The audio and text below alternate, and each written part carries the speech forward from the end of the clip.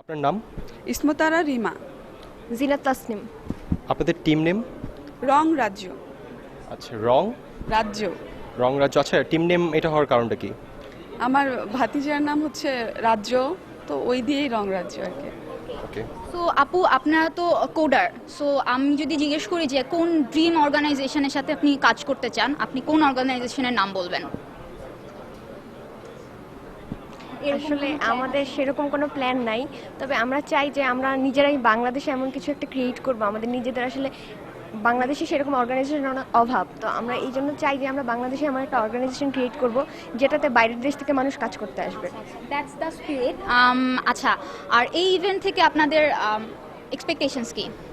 Actually expectations বলতে আসলে সেরকম কিছু নাই, কজ এর আগে আমরা কোনো এ ধরনের প্রোগ্রামিং কন্টেস্টে কখনো পার্টিসিপেট করিনি, এটাই আমাদের ফার্স্ট।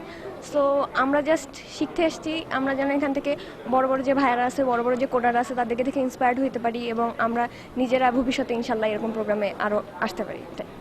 থ্যাংক ইউ আপু, বেস্ট অফ লাক।